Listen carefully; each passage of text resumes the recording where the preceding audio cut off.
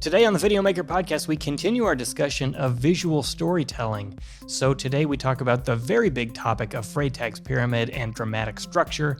We talk about character development and also writing dialogue. So there's three highly conceptual ideas which we go into at length. Just one disclaimer here, you could probably tell just by looking at the video if you are watching this on YouTube or videomaker.com. We are in our new space, but the studio is not totally configured, so the lighting is a little funky, the audio is a little funky, the air conditioner is running. So if you're the type of person where that kind of thing drives you nuts, sorry. Hopefully we're going to make it better over time. But this one came down to, should we do a hastily assembled setup or no setup at all? And we decided hastily assembled setup was the way to go. So sorry for that, but that's how it is. Hopefully you won't hear it. Hopefully we'll be able to clean up some of this, the air conditioner sounds in post, but I haven't heard it yet, so we'll see. As always, if you have been listening to the podcast and you enjoy it, we would love it if you went to iTunes or Spotify or whatever podcast app you use and hit the subscribe button. The podcast comes out at a strange hour, 5 a.m. Pacific time on Mondays, the time when no one wants to be awake. So if you hit that subscribe button, it's just going to go right to your phone and you don't have to think about it. It's really, really helpful for podcasts like ours. So with all of that out of the way, let's get started.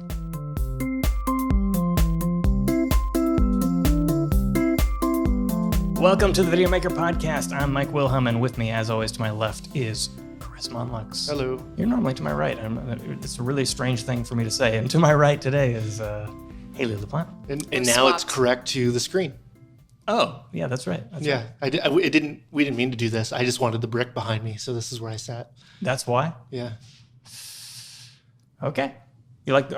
For you, I guess you're always in front of the brick anyways. You're like the brick guy. Yeah, I tried to put the same normal backgrounds that we had in... no one else really knows this. We're in a new studio. Yeah, so maybe some people could notice because if you just look at the video, things are quite a bit different. The background wood is gone. This is a I'm going to call it hastily assembled podcast setup. Yeah. So there's a few things that we want to make some major changes to, and one of them is, frankly, this table, which you can't see. We're using basically two tables smashed together because we got another table incoming. This is a temporary setup. We don't have our lights fully set up, so you can see that our lighting between Chris and Haley and I is quite dramatically different. Yeah. I have the best lighting as usual. Yeah, and that's like a requirement for Haley. She will not come in this room. It was she will in a not writer. record with us Yeah. unless the lighting Good is just lighting. perfect. Only the green M&Ms. Yeah. Quite Who the was diva. That was Guns N' Roses that did that? Yeah, the story goes they put it in the writer it would be an indication of more to follow. So if they did enough to take out the one M&M, it showed them that likely the stage was safe and all the rest of the stuff. Yeah, that means they read it. Yeah, exactly. That they were going and trying to do all the details, and that was the thing that told them the details. Yeah. But it does sound like a Guns N' Roses, an Axl thing. Yeah.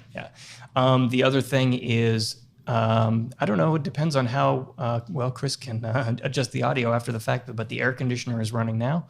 And let's see, there's a couple of reasons for that.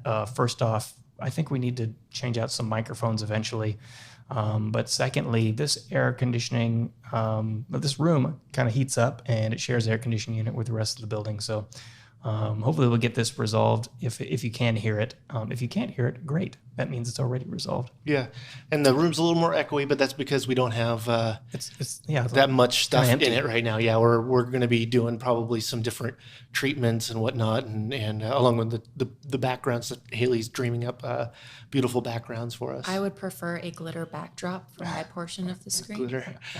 Glitter in front, and she has to part her way through. Yeah, and we put the it's Haley. We should put the Pro Mist filter on the Yeah.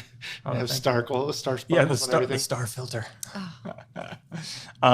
So we have a lot to do in this room. A couple of things we hope to improve as far as the technical setup for this setup versus our old setup is one thing. We have our cameras currently on tripods around this table, and a challenge that we have to overcome here is this room is a hybrid room. So it is our studio and our conference room.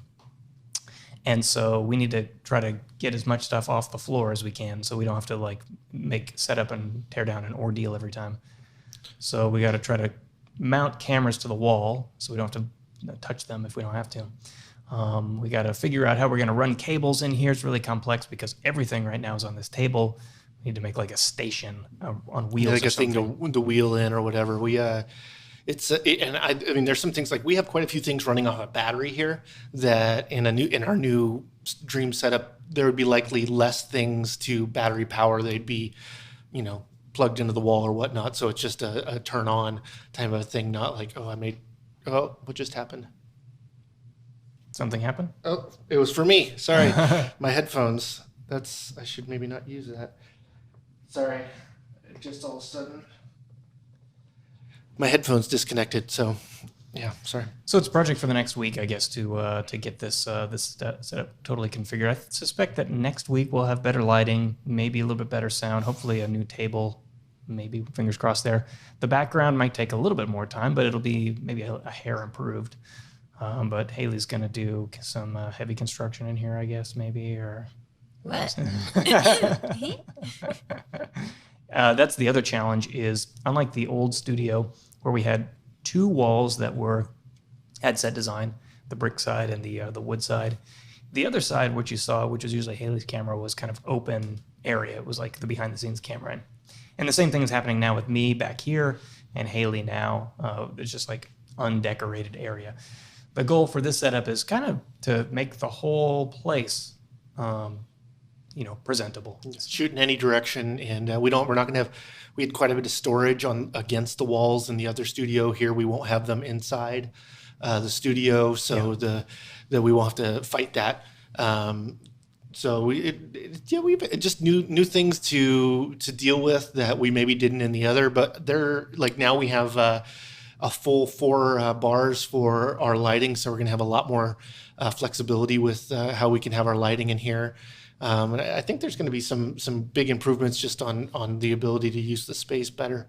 But yeah, it's going to get a little getting used to. But this is our first day. I mean, like other than moving stuff in here and moving things out of here and moving things from one place to another during the construction, I haven't spent a whole lot of time in here. So I did my first shoot in here yesterday, which was nice. Audio is still a challenge, though, with these bare walls, I guess, right? Yeah. I had just what I needed to shoot with.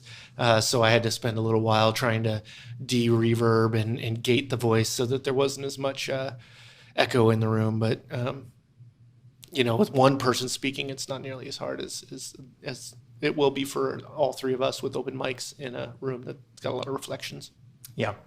Okay, so big challenges here, but we are making do this week. We got to put out a podcast, and it was either this, I think, or just like everyone's on a Zoom call, which Zoom. Yeah, well, and then we would have had to find 3 places for us to be. Like, you could be in your office. I guess someone could be in here, but it's like, is it going to be any better?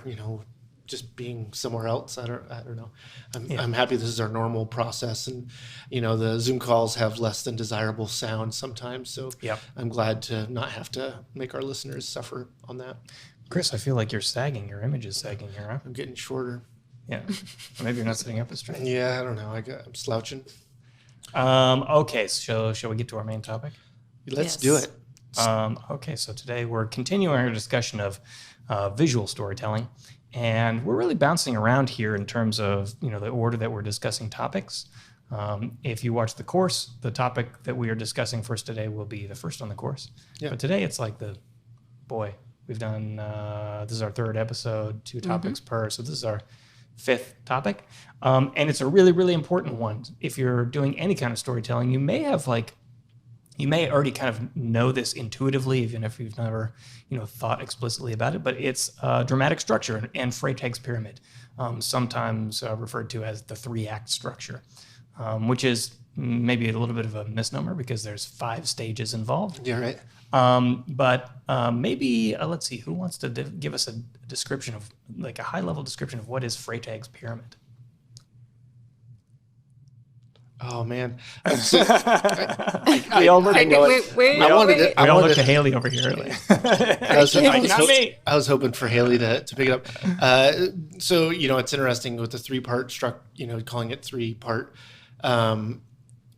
for like short filmmaking, it is 3 parts. You condense these 5 into really 3 different parts. But the 5 parts are exposition, rising action, climax, falling action, and dénouement. Denouement. Denouement, or the end.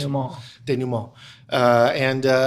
This is just so you have a compelling story that the audience is wanting to follow along with you. I think the 3-act structure originated from Aristotle, who really there was 3 acts to a drama. It was the beginning, the middle, and the end. Pretty straightforward. So maybe Freytag, like the 3-act or the pyramid, right? 1, 2, 3. Yep. But then I know Horace kind of came out with the idea after that of like the 5-act structure for dramas and in poetry. So maybe that's where Freytag got his inspiration. Although I know that Freytag studied a lot of Shakespearean dramas as well as Greek dramas. So. Oh, I didn't know that the 5-act structure had origins in poetry. Yeah, it's from Ars Poetica, which was written by Horace, and it has to do with drama and poetry, the structure in drama and poetry. So I believe. You can fact check me on that. So the 5 stages of Freytag's Pyramid is not necessarily the same as the 5-act structure.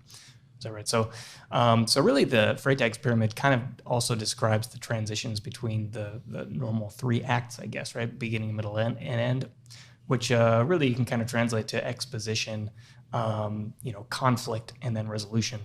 But Freytag just breaks it down to exposition, rising action, climax, falling action, and denouement. And it's called Freytag's Pyramid because there is a graphic. Actually, maybe I can bring it up while we're talking here. But it looks like a pyramid. It's like flat, and then it climbs up with the rising action, and then it drops. Climax is the peak of this pyramid, and it drops down during falling action. And denouement is like the thing at the end. Denouement is like not exactly the resolution, but I always think of the example of Frodo getting on the boat sailing away to death or wherever he's going. Like it's not really the climax, or it's not really the what happens as the ring is falling into the lava, but it's sort of this bow that goes on the end of the story. But it's called a pyramid because of this graphic where these lines represent basically drama and tension. And the higher up it goes, the more tension there is. So you bring up Lord of the Rings, and now I'm thinking about how this structure applies to like trilogies or movies that have more than one part.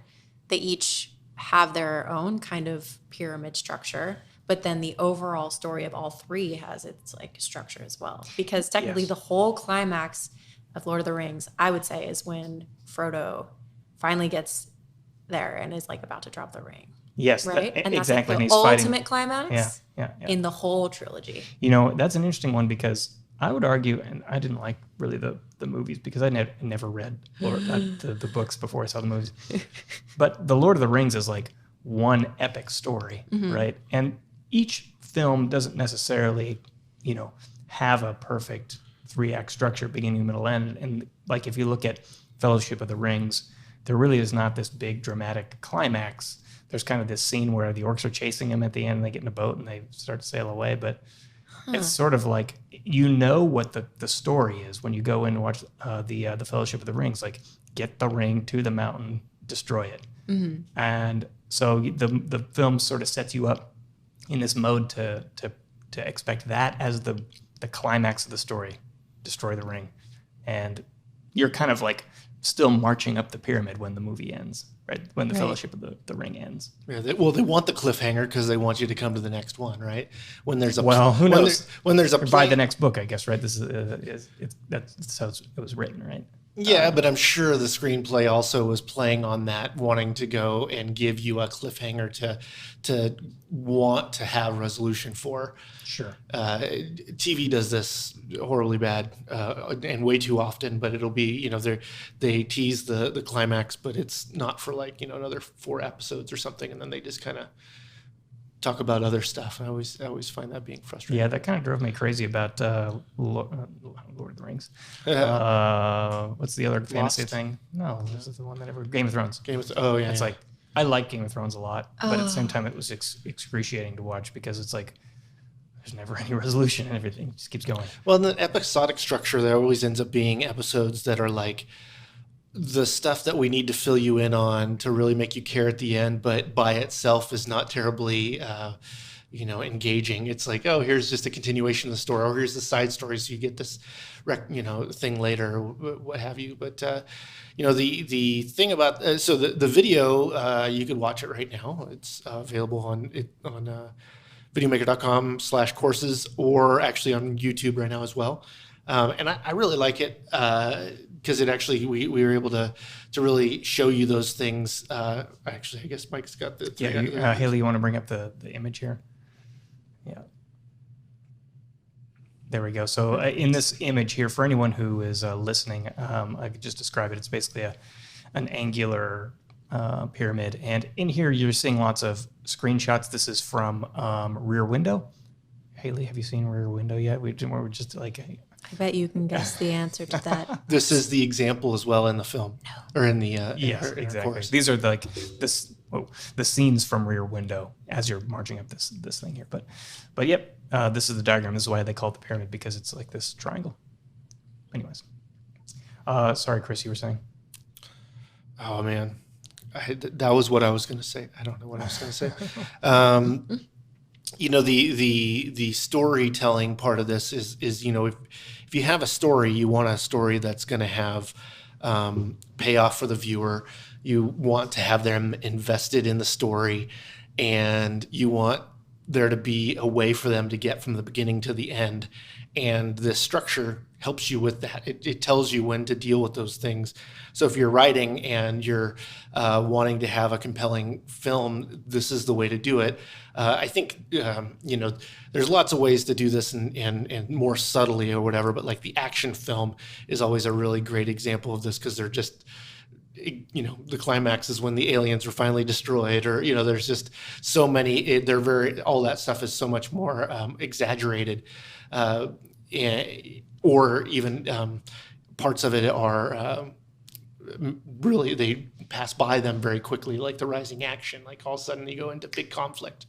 But I think that it's something really to pay attention to when you're trying to make a compelling story, because this is the thing that people are used to. I mean, we're kind of trained into this process, as well as what we found is engaging, right? Yeah. And a lot of people will look at Freytag's Pyramid, or they'll read about it and go, oh, okay, well, I guess if I'm going to make a movie, this is how I do this, right? But this structure actually applies to most all types of storytelling. And when I say storytelling, I even mean things like TV commercials, where really the whole thing is introduce the scenario, introduce conflict, and then resolve the conflict. Right? Like that's the kind of the basic structure here that we're going for. And even TV commercials at 30 seconds long kind of follow this basic format. Yeah. So Chris, maybe you could just tell us a little bit. I don't know if this is the case, but have you found that this structure works for the type of work that we're doing here at Videomaker with training? Yes and no. I guess it's because we end up doing parts of each video so they can stand alone, but also, a full course or a grouping of information. But we do somewhat follow it. I think it's for instructional, there's maybe a different organization or a different setup, because you're not necessarily doing story. It depends on if we're working on story or not. If I'm talking about how to operate your camera, likely the Freytags Pyramid is not going to really help you in the learning process. But in teaching story structure and all the rest, it's always good to be able to create those things. I mean, I see them even in my reviews or in our reviews that we write, that we want to be able to set this reason up. And a lot of the reason for that is you want to make content that people make all the way through. I mean, what's the point of making something that somebody just kind of barely clicks on and stays there for a short period of time? You want to be able to have them engaged. You want them to be watching your film, whatever it is, completely engaged and want to see the final resolve. And that's the payoff, right? I think the reason why why film is such a great medium for that is that people can have that relief from the story, and have gone all over the world in time and space, and then gone back to their normal life. And I think that's really important in that. So I would argue that, Freytag's pyramid can be applied to something as simple as introducing a problem and then explaining the solution and then showing the result at the end of it, which is a common approach to tutorial or training videos, right? Like, here's what problem you're trying to solve. Now we're going to go through the process of solving the problem. And at the end, here's the result of this problem-solving process. Yeah, it's just kind of a dry climax there. Yeah, exactly. The payoff pyramid is much shorter. Yeah, it's like, oh, and I learned that thing I came for. Cool. Yeah. But it's still, not nearly as impactful, but still following that same structure. And I think that's, if you're leading someone, be it with words or video or what have you, I think it's important to take them through a process so they can have different experiences and identifications with character and all the rest. I think that those parts really help connect the audience to the characters, but also to the main story and how they're all connected. So I wonder how you might apply this structure to something like a wedding video, right? Which a lot of people will treat a wedding video like a music montage or something. Yeah. Which is like, here's a bunch of beautiful pictures set to music. But if you took this and you turn the dial of drama up to 11, you would have something that looks kind of like a reality show, maybe. Yeah. Where anyone who's gotten married knows that the wedding is actually a really stressful day to a lot of people. Yeah. And it's possible that you can tell this story where there's sort of tension build up. So we always think of conflict as like two people arguing or fighting or something, but it's really just like it's like an increase in tension, essentially. Yeah. And a wedding has certainly a fantastic climax and denouement, right?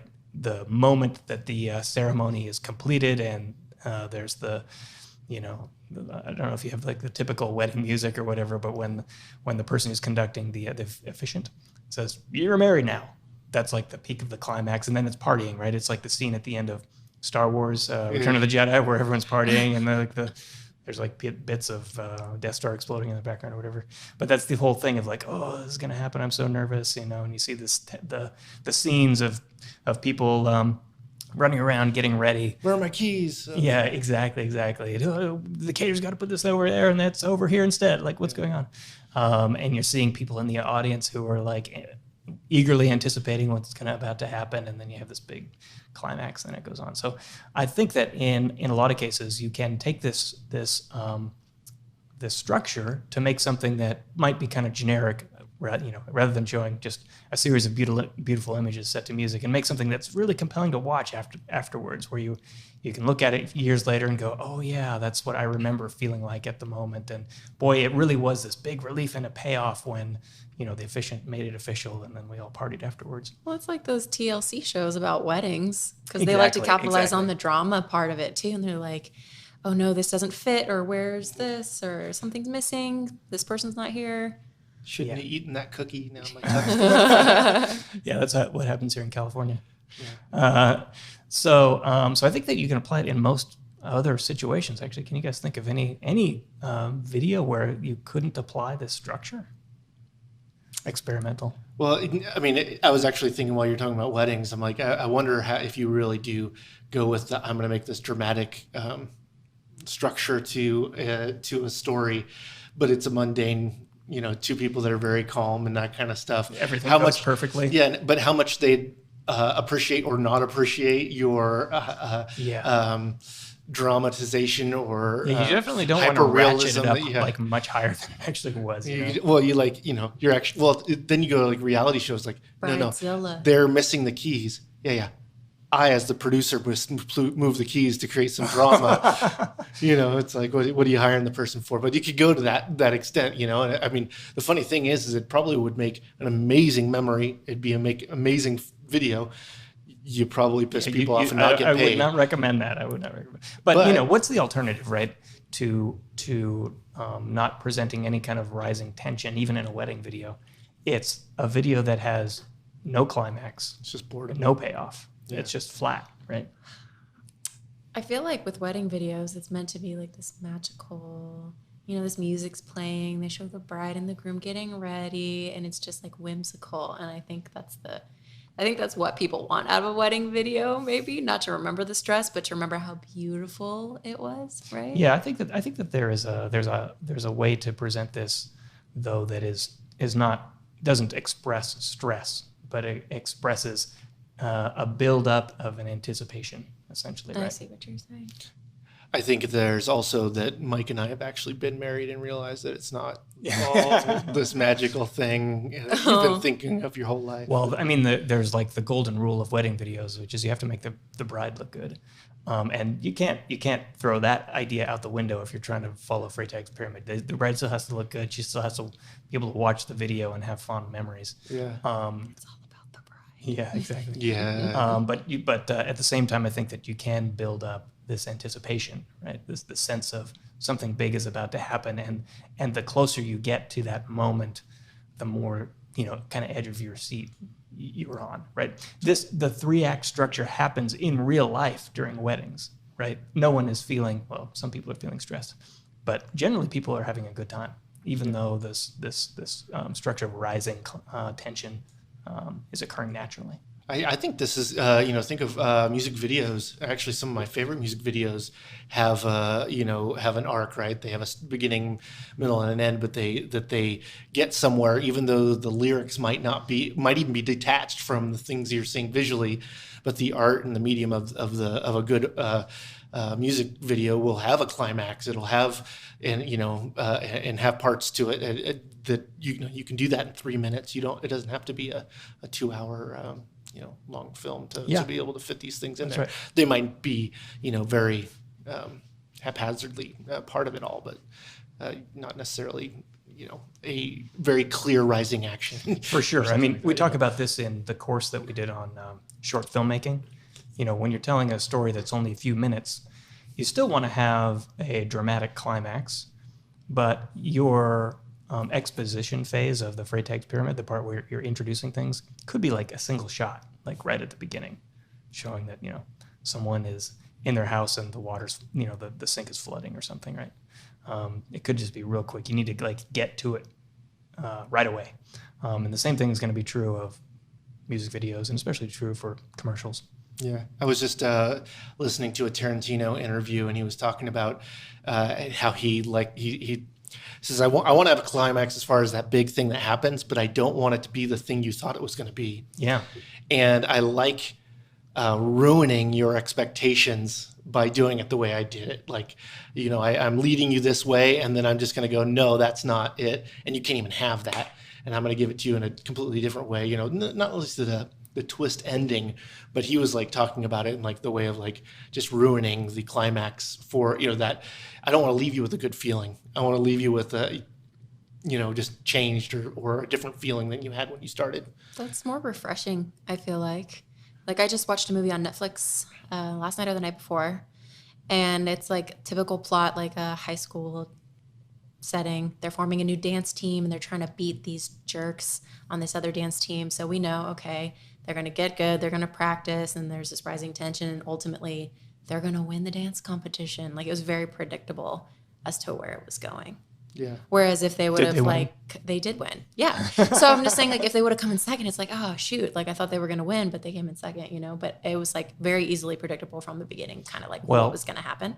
The peak of the pyramid, the climax, doesn't necessarily need to be a good feeling or anything, right? Like Romeo and Juliet has a peak, the climactic peak. Yeah. What is the peak in that? I think when they kill themselves. Is it when they kill themselves? Yeah, or is it like, it's their final expression of love. Yeah. I guess so. That's like at the very, very end. I'm like trying to think, is it a point before that? Like when Romeo kills Juliet's cousin? Or is that like... That's like rising action. Is that rising action? No, I think the most intense scene is Romeo discovering Juliet, right? Right. Yeah. Well, no. Let's see. I'm trying to remember this. Juliet had the poison, but was alive. Romeo finds her. Thinks she's dead. Takes the poison. She wakes up, and stabs sees him, and then kills herself. Yeah. I think she takes poison also, right? Stabs herself? No, she stabs herself. Oh. I actually just watched the Leonardo DiCaprio and Claire Danes. I love that, but so we won't go there. But that's clearly the most intense scene of the film, right? That scene. Yeah. Not the film. What is it, a play? Yeah. Play. And I'm totally thinking of the Leo one in my head when I think of Romeo and Juliet. It's the way I can keep the story in my head. But you don't really feel good when you're watching that, and when it's over, you kind of feel like it's tragedy. There's just no. It's like a punch in the gut. That's where like the pyramid maybe it doesn't necessarily apply because there's a climax, but then the story ends. Yeah. So and there's no falling action, or it's just abruptly ends. And there's no catharsis and resolve and the rest. Yeah. Well, it's 400 years ago. Well, but that's the thing is not the movie. Well, that, the 90s. That was the other thing that Tarantino he says I want to see how long I can go before having to give the climax of the film. So he's like, I'm going to put a really long shot when you think something like when things are building up, and then I'm going to give you this slow, long shot to just, is something going to happen? And the whole time, nothing happens. It's very mundane or whatever, but it keeps you on edge. And I thought that was kind of interesting of him. And obviously by his directing, he's very antagonistic in how he directs and whatnot. So I think in general, he's doing that to his audience. Like, no, I'm not going to treat you good just because you're my audience. Yeah. Well, no, he does treat you good, right? Because the longer that is in there, the better the payoff feels. Exactly. It's just like the thing we talked about, I think it was last week with the music at the nightclub, where they're sort of the music's building up this tension right before the beat drops and everyone's like going crazy. Yeah. And sometimes they really hold that. They go on and on and on. And then when it happens, like everyone goes wild. That makes me think of Phil Collins in The Air, because that drum, it's like the first time I heard that song, I was like, oh my God, this song's so boring, because it's just going on and on and on. And then finally there's that dun dun dun dun dun dun. Yeah. Of course, that's on it. That reminds me actually. So that this is the chain that made me remind me of that, is that there's that viral YouTube video right now about that song. But I was just thinking, two toucan guys. Yeah. So if there is a type of video that maybe doesn't follow this structure, it's TikToks, right? Or maybe the best TikTok videos do follow the structure in some way. So like if you think about one that doesn't, one that Haley showed me today, I don't know if you're excited about it or what, the person dancing. Oh, Trey Kennedy. Yeah. I'm not even on TikTok, so I just don't even know what's going on. Yeah, so there's a lot of people who dance, right? So that's like no story. It's just like eye candy, this person dancing. Yeah, or lip syncing. And the story, I think, is some of them will have a story. At least this happened with Vine, where there is like this peak and this climax and a payoff. And a simple version of that would be like the person's dancing and then they like fall on their ass or something. That's the whoop, boom, quick payoff. But what do you have, 15 seconds or something? Yeah. Well, yeah, and I think sometimes, or it's like the payoff in there in those ways are it's the contrary of the lyrics of the song to the actions of the person or the situation they're doing it in, or that kind of thing. I think those are I don't know where the contrast comes in that stuff, but TikTok, it's also it's also very community. Right, you have a TikTok, someone else does the next one that follows up it, so it's like community writing. So you might be writing the rising action in the TikTok, and it's not. Sorry, this thing's bothering me because it's going in and out my headphones again.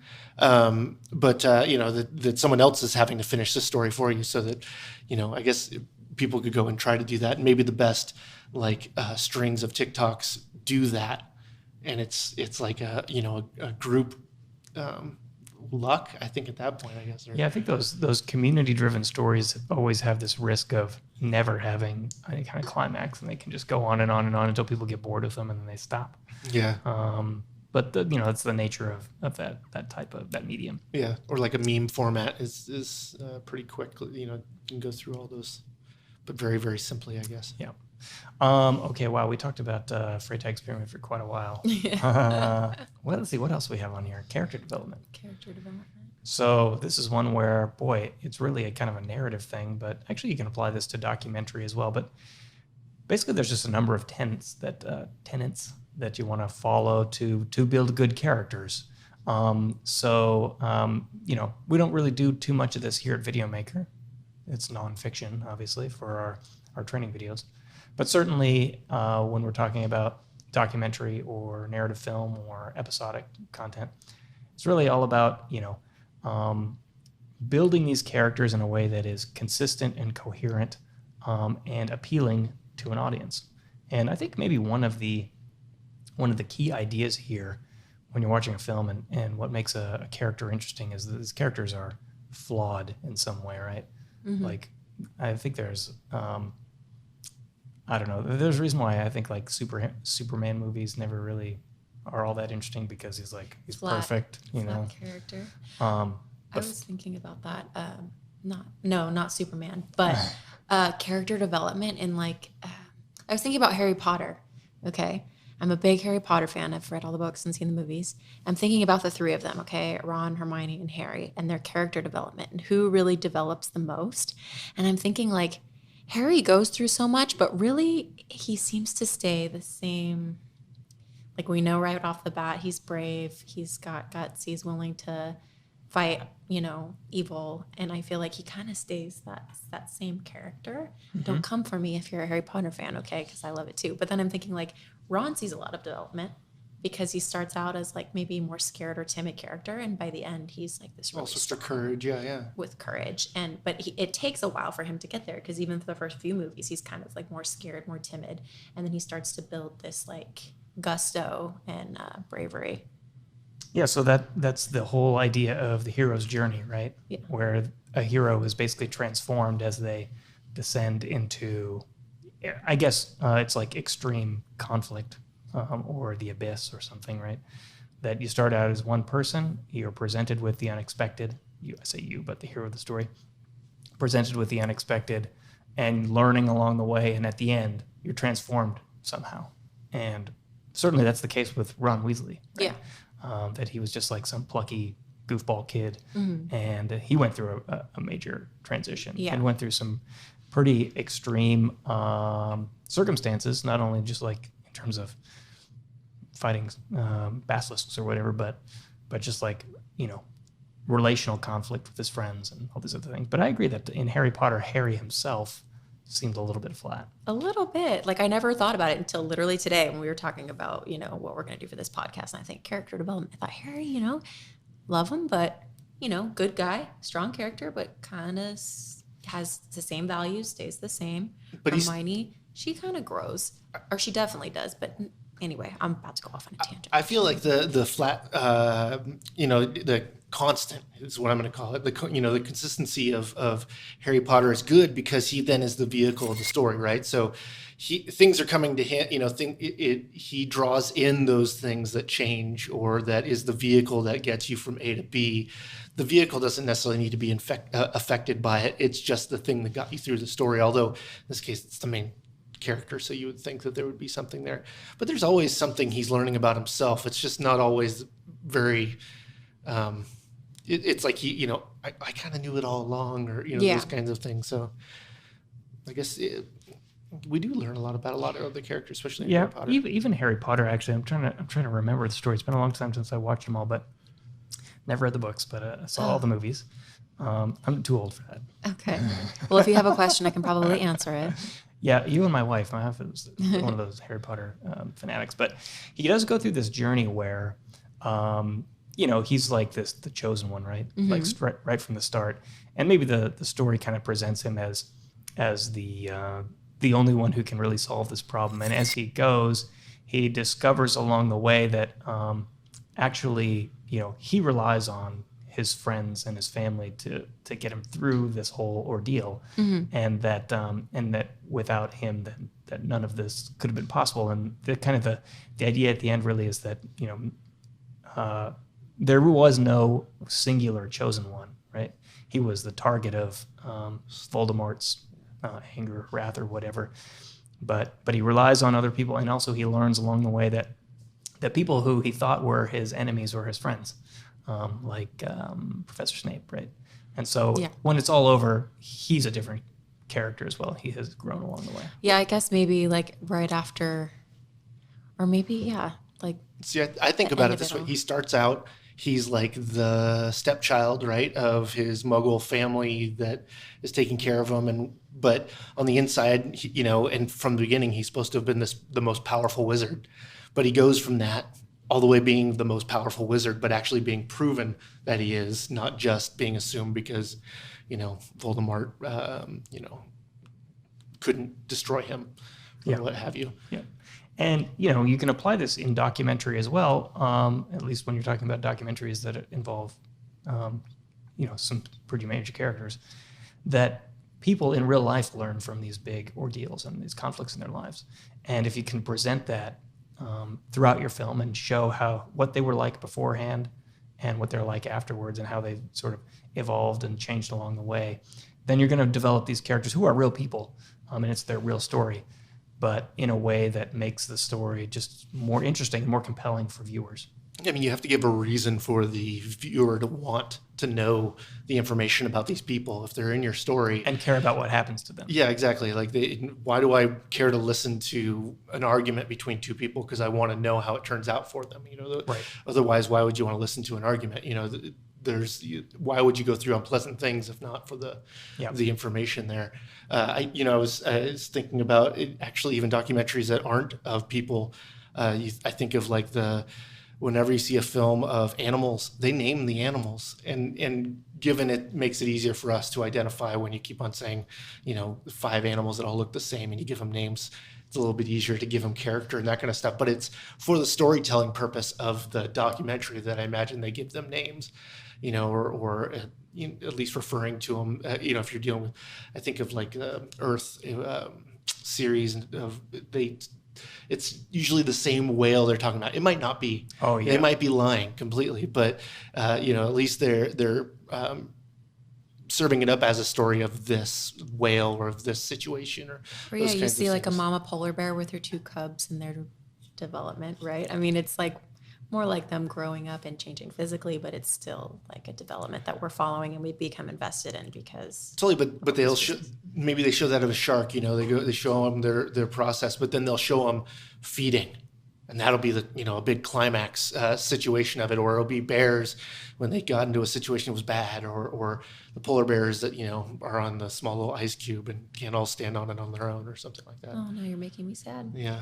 So part of doing this really is kind of presenting, the details about the character in terms of where do they come from, what's their background like, what's their personality like, where are their strengths and where are their weaknesses, what are their motivations and why are they doing the thing that they're doing, and then being consistent along the way with these characters as you develop them. So, you have to be really careful. Actually, we'll get into dialogue here in a minute, but just like when you're writing them, you want to make sure that the scene that you're writing isn't written in such a way where it's like, that character wouldn't actually do that. They've suddenly kind of become a different person for just this one scene, and then they go back later, or what? Yeah, this is actually some of the stuff that really inspired me to start working on my screenplay, and it was that I wanted to flesh out the characters to their essence so that I could make the same character being the person that's with me. So they're really my stories, but they're not with the same people, but I don't want to have a cast of 50 or an idea that I have to tell so many different stories of people. I want it to be, the best friend that's always there. It's the same guy, or the antagonist is always that, but it might have been actually 5 different antagonists in my life, but I'm going to make them one person in the story and trying to distill what it was about each one of them. So when I make the character that is doing all those things, that it would be something that they would do all those, they would actually be setting up, because you're setting up a person that, it kind of reminds me of like character actors. Like they get better at, writing lines for their characters and the writers around them, because they just start thinking that way from going, oh, they wouldn't do this, they would do that. Like the reason why I feel like The Office is actually really consistent with their characters is because Dwight is saying what Dwight would do. Yeah. And writing those parts, and they're making situations based on, but they're together choosing those situations. I think it's really interesting to go that way, because that's like, how do you do character development when it's all ad-libbed? It's based on knowing the character and then going from that. So, having a backstory that you're going with, and so they at least have a point of view that you can stick to. You know what show I think does character development well, and I'm biased because I'm a big fan, though, is Friends. And I feel like that was such a long show, too. So it was like a really long time for the characters. Like I can think of each, because I've seen it so many times. I think Joey maybe still kind of the same single dude at the end, right? But he still has some character development. But I can think of each of them and like what they go through, how they develop as a character and a person, and how they all kind of bounce off each other and develop and grow together. I feel like that's kind of the format of that show. Like that was the essence of like how 5 friends interact with each other and grow. It's six friends. Yeah, I don't count Phoebe. One of them is an outsider, right? Yeah, I don't. No one really likes Phoebe. What? See, I hear that people don't like Ross, which I can understand. Yeah, he's a whiny punk. Because he is a little whiny. I still love Ross, but yeah, least favorite character. I'm a Seinfeld because I've never watched Seinfeld, which I get grief for as well. Yeah. Well, and I've never seen The Office either. I think we can give Haley grief for not watching Rear Window. Yeah. Film is different from TV in that regard. I would never hold it over anyone for not watching some old TV show that just doesn't hold up the same way that films do. See, I disagree. I'm judging you now. Haley, have you seen Benson? What? Yeah, who cares, right? It's like this is some show from the 70s. Like no one cares if you go back and watch those shows. You ever seen What's Happening? Yeah. What's that? Some other stupid show. Sitcoms generally just don't age well, if you ask me. Well, that's like where you find the really heinous character flaw changes, like, one from like changing actors on who the mom was on, on a show. I think of Fresh Prince of Bel-Air. Like the mom changes halfway through. That's weird. But like the characters would do things you're like, that's way outside of their character, and that's so sitcom. It's like because it's all about the situation. So then they just plug their characters into the situation and force it. It would be ridiculous if someone said, "You really got to go back and watch the Brady Bunch. You really got to catch up on Gilligan's Island." No one cares. Oh, you kidding me? Oh man, those two might be like pop culture wise something to know. You should be familiar with like what it is. That's about it. Brady Bunch, just Marsha. Marsha. We only know the Brady Bunch because we like to make fun of ourselves when we're in the grid formation right on there. Yeah. And that wasn't Marsha that said that; it was her sister. Yeah, because but isn't that the line? Yes. Yeah. Marsha was like the pretty one that everyone liked, and so her sister was geeky and she was jealous. Cindy, no, that's the youngest one. Cindy's the middle one? Yeah. What's the middle one? See, this is why we don't listen. Who knows? But she got hit by a football, right? And her nose got big. Oh yeah, I remember, yeah. Oh, yeah. See, I have seen episodes of the Brady Bunch, which is random, but I definitely am familiar with the show. See, there's all of the late sitcoms from the 60s and 70s. I just remember that being the like. Now we have so much in syndication, and every show that's on right now, you can see reruns of it. But growing up, I was such a TV kid that I'd be watching those things. I'd be watching reruns. I remember watching MASH, and it's like, I think MASH was over before I was born. And just those kinds of things. But it was so I could watch TV with my parents. It was like, that was the screen we got to watch. So I watched what they watched instead of having everybody have their own choice, which is kind of cool, but you don't get forced into other things, I guess. Let's try to squeeze in just a quick discussion of dialogue, shall we? Yeah. Okay. So dialogue kind of is somewhat related to character development. Obviously, it's a tool of character development.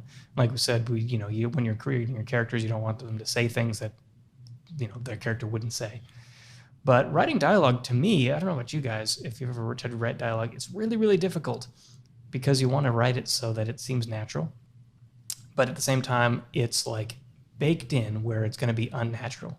So, for example, you're going to write this dialogue scene, and you don't want to put in any ums or uhs or like those vocal tics, like I just said, but that's not how people talk. So it's inherently unnatural, and yet you sort of have to force it to be natural. I feel like you could do that if you're intentionally wanting a character to be nervous, like for sure, but definitely. You'd have to do it unless it's something that you say you're the writer and they cast. You go, hey, this guy's got he says ums and these kinds of things while he's doing, as part of the character. So it's not necessarily something you have to write down, but something to inform the performer of something. But I think that's when like the actors save the screenwriting. Like, if it could be just a good story but not have very good dialogue. But if you had great actors, they'd be like, how about I say it like this, and hopefully, and I think it depends on the filmmaker and all those involved. But it always seems like those really memorable lines, when you learn behind the scenes, it was like a throwaway line they did on a goof, and it was the line that you remember from the film. It's like the one that trying to think of. I think it was Waterboy, the "You Can Do It." Like that was actually ad-libbed, and then they're like, "We should do this." And then he does. Rough Schneider does that in like a few other movies too. I think. Totally. Yeah, well, comedies, specifically like silly comedies like Adam Sandler movies, don't need the greatest and most realistic dialogue.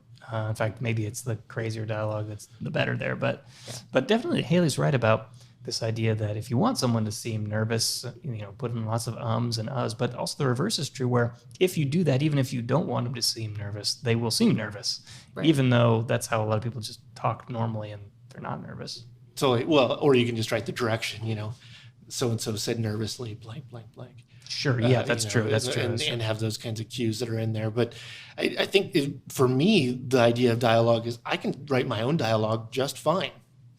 I think in the way I talk, right? So I could write in my own voice, that works. But then writing for somebody else on how they would do it and not making like, it almost becomes novelty for me at that point. And then it's like, then there's these caricatures, and then you're going over the top to make them have that perspective, or whereas you don't put the ums in there because you're like, or you overly put the ums in there, and now there's a stutter, and you're like, no, I just want him to be nervous. Yeah. So it can be difficult to do that.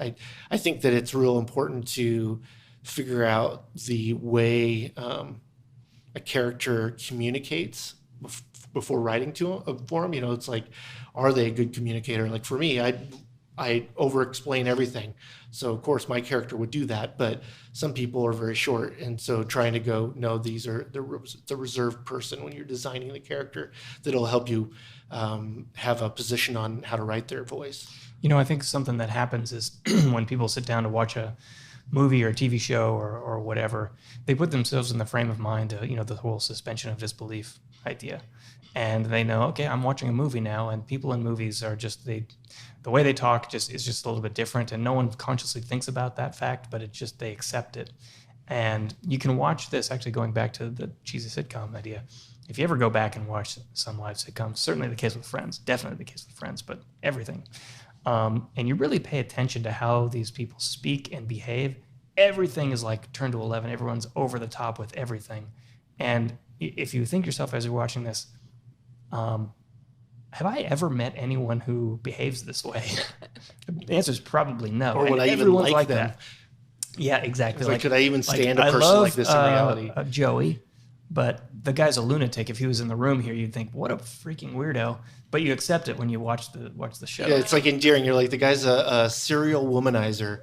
And instead of judging him, you're like, oh, Joey. I feel like Phoebe is more like the most for sure, yeah, over the top kind of character with her, just her kookiness and like the way her mannerisms and the way she talks is definitely more above than I would say like Rachel, pretty normal.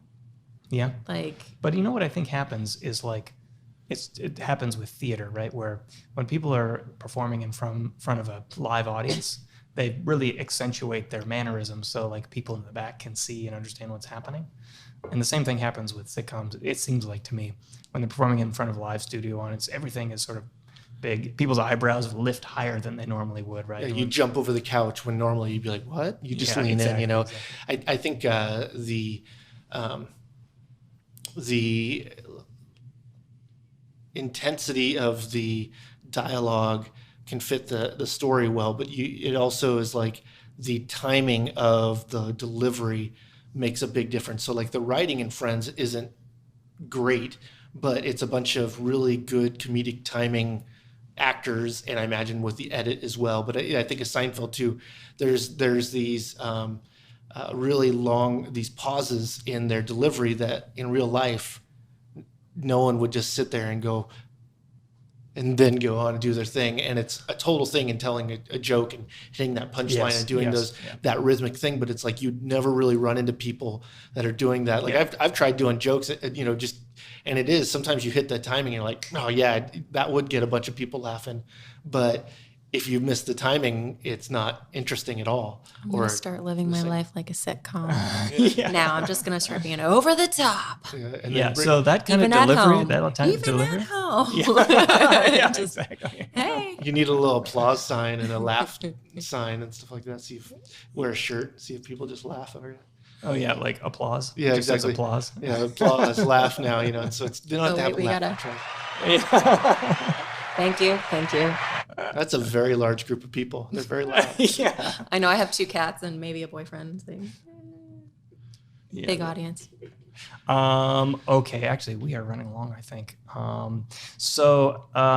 We got 3 topics in today. Yeah.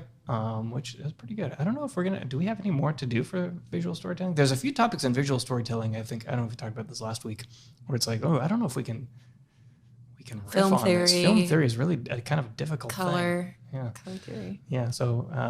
well, and the course does wrap them up very well. To add to them would be just trying to, come up with different, anecdotes on how to talk about the same thing. Yeah. So at this point, as always, I recommend everyone to go check out the actual course, videomaker.com/courses. Look for visual storytelling. It's a brand new course, and you can watch it for free by signing up for a 14-day free trial of Videomaker Plus. So that's it, I think. Hey, guys? Yes. All right. All right. First session in the new studio. Done. Tell us what you think. Ding. Yeah, but don't be too harsh. This is transitionary. Be very harsh. Oh, shoot. Sorry. I didn't mean to hit that twice. Double boring. Man, that means we're done. Okay. Thanks, everyone, for tuning in. We'll catch you next time. Thanks, everyone, for listening. As always, check out videomaker.com/courses to watch the visual storytelling course. It's fully scripted, so it's much more information dense, and it's just a little bit easier to understand than kind of our banter here. So check that out, and you can watch it for free by signing up for a 14-day free trial at videomaker.com/courses. For Haley LaPlante, Chris Monlux, and everyone here at Videomaker, I've been Mike Wilhelm, and this is the Videomaker Podcast. We'll catch you next time.